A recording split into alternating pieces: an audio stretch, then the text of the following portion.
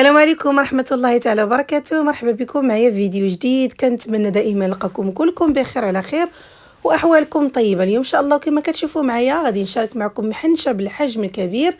شاركتها معكم في فيديوهات سابقه او في فيديو سابق بمحنشات صغار، فاليوم جبتها لكم بالحجم الكبير. بقاو معايا حتى لاخر فيديو باش تشوفوا معايا مكوناتها وكذلك طريقه التحضير. فبسم الله على بركه الله. فاش كنقولوا محنشه كنقولوا اللوز بلدي، كما سبق ليا خدمت معكم في كعب الغزال، فكذلك المحنشه كنخدموها باللوز بلدي، لا علاقه باللوز العادي. اللوز بلدي كيكون فيه واحد المذاق مميز، واخا كيكون زايد شويه في الثمن، ولكن صراحه لله من الاحسن خدموا باللوز البلدي. صافي كما كتشوفوا معايا كنغسل اللوز ديالي مره وجوج وثلاثه حتى كيولي عندي هذاك الماء اللي كيكون حتى كيولي عندي الماء صافي.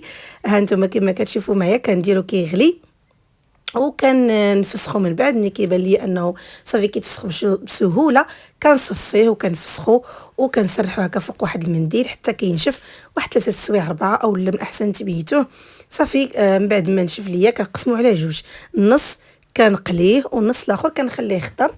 ها انتم كما كتشوفوا معايا قليتو في الزيت اللي كيكون بارد، ومن بعد جمعتهم وديتهم من عند السيد اللي كيطحن، وطحن ليا اللوز مع مهم كيلو كديروا معاه 400 غرام ديال السكر سنيده، لاننا غادي نعسلوها فما تكثروش السنيده. انا هنايا كنديرها 3 كيلو ونص فدرت كيلو الا ربع.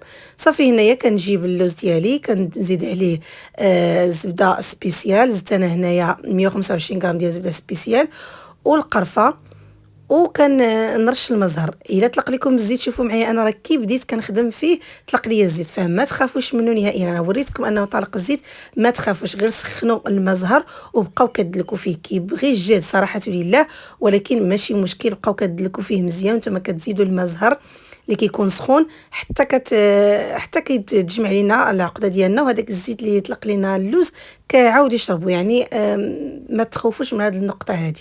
صافي هنا كنتحصل على هذه العقده بهذا الشكل هذا كما كتشوفوا معايا، كتكون يعني لينه. هكا كنجربها، يعني كنحربلها كتبان لي انها معلكه ولينه. صافي بارك عليها مدلك. كندوز هنايا باش نخدم المحنشه ديالي. عندي هنايا الورقه، من الاحسن تجيبوا الورقه اللي كتكون جديده، يعني حتى كتبغيو تخدموها تجيبوا الورقه. خديت الورقه ديالي كما كتشوفوا معايا قطعتها على جوج، من بعد غادي نحيد لها هذوك الجناب هكا كيكونوا قاصحين، وغادي نشكلها هكا على شكل طولي. من الاحسن كانت عندكم ورقه طويله احسن، ما كانتش راه كتشكلوها هكا على شكل طولي. كنسرح الورقه كندهن هذوك الجوانب كنلصقهم بالبيض. سمحوا لي هنايا الصوره كانت غير واضحه، ما رديتش لان الكاميرا ما شاداش ليا سطح العمل، فنتمنى يكون واضح لكم. صافي كما كتشوفوا معايا كنسرحوا الورقه ورقه حدا ورقه. هذوك الجوانب كنلصقهم بالبيض، كندهنوا بالزيت ماشي الزبده. الا بغيتوا تدهنوا بالزبده من الاحسن تحيدوا منها الحليب، اولا كديروها تتولي نوازيط، يعني كطيبوها حتى كتولي نوازيط، والا ديروا غير الزيت. راه يعني الزيت راه كافي، دهنوها غير بالزيت كتجي مزيانه. صافي هنا كنشكل العقده ديالي على شكل حرابل كما كتشوفوا معايا. نتمنى كما قلت لكم يكون واضح، لان صراحه لله التصوير جا ناقص هنايا، فغير قبلوا عليا. وصافي راه ما رديتش البال صراحه. صافي هانتوما كما كتشوفوا معايا كنحط الحربول ديالي وكنبدا نطوي. وانايا نلوي الفل هذا في الورقه، وما نتزيروش بزاف باش ما تطرطقش لكم في الاخير. كندهن بالبيض اللي كنكون درت فيه واحد الساشي ديال الزهر اولا شويه ديال الزهر، وكنبدا هكا كنشكل في المحنشه ديالي. ها انتم كما كتشوفوا معايا الجهه الرطبه كتكون يعني على برا، والحرشه هي اللي كتكون كتشوف فيا. صافي كما كتشوفوا معايا كنحط هكا ورقه كنلصقها بالبيض اللي كما قلت لكم كنديروا فيه واحد شويه قطرات ديال الزهر اولا ساشي ديال الزهر. صافي وكنشكل المحنشه ديالي. صافي كنبدا نلوي فيها وانا ما كنزيرش، ما تزيروش باش هكا ما كطرطقش لينا محنشه من بعد.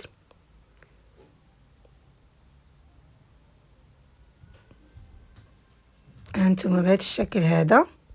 انايا راه هذا راه بقى الفيديو الاول، المهم ما عليناش راه واضح. صافي هنايا غادي نعاود وحده اخرى بعد ما كان نشكل هذاك الحربول الاول، كنعاود وحده اخرى. هنايا راه ما زربت باش يبان لكم.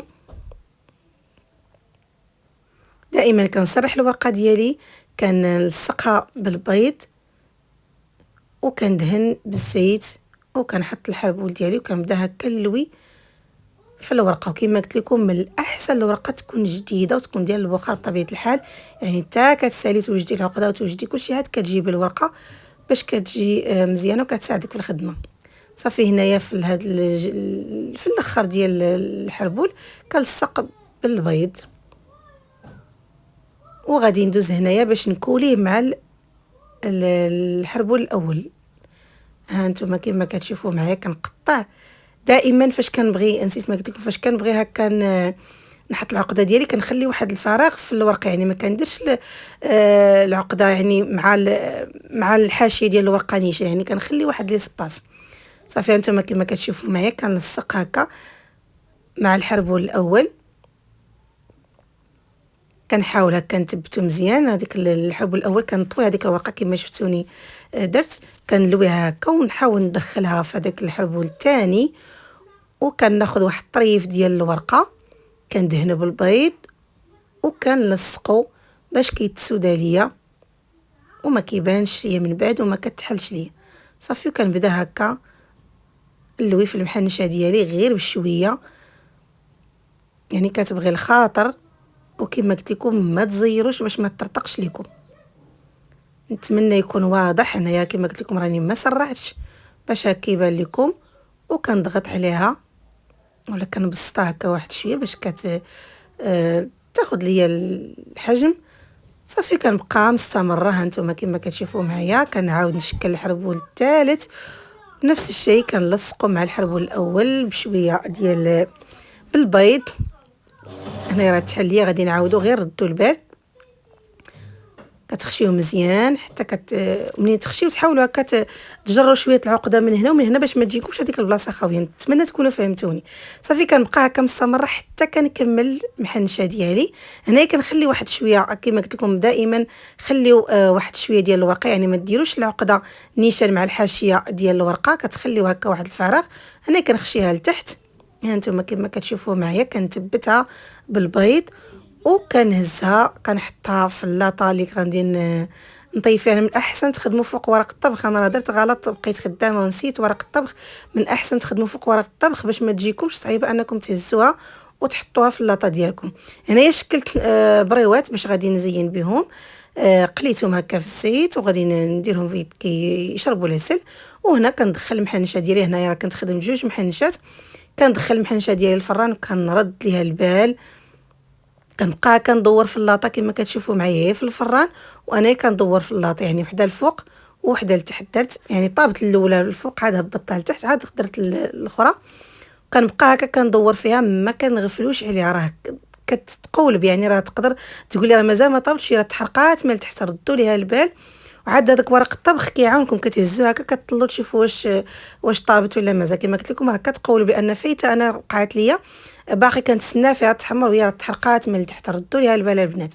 صافي هنايا من بعد ما كطيب المحنشه ديالي كتحمر، كنبقى كما قلت لكم بالي معاها، نبقى ندور فيها من كل جهه حتى كتحمر. كنخرجها وكنسقيها بالعسل اللي كيكون يا اما هي تكون سخونه يا اما العسل يكون سخون. هنا كانت باقا سخونه سقيتها انا بالعسل اللي كيكون بارد. هنايا البريوات من بعد ما شربوا لي العسل حتى هما درتهم كيتسقطروا. المهم تقدروا ديروا بريوات، تقدروا ديروا محينشات، وندوزوا للتزيين. هنايا راني نسيت راسي بديت كنزين وانا ما شعلتش الكاميرا. المهم ما عليناش، حطيت المحينشات ديالي بكل سهوله. الا كان ورق الطبخ دغيا كتسلتوهم في الطبسيل، عاد كتبداو هكا ديريسيهم بالجناب. دهنت رشيت اللوز افيلي في الوسط كما كتشوفوا معايا، درت شويه ديال الورد ودرت كذلك اللوز اللي كيكون مقلي، وبديت كنزين هكا بالبريوات. هنايا راه درت واحد الشكل شويه عاودتهم تاني.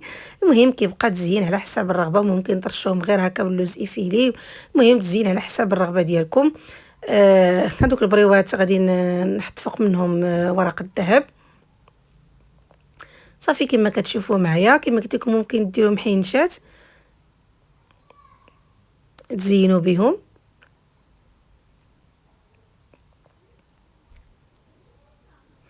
صافي كنبقى هكا مستمره حتى كنكمل، وكما قلت لكم اهم نقطه انكم ما تغفلوش على في الفران، حيت كتقولب نعاودها ونعاود نقولها ونعاودها لانها فايته وقعت لي صراحه.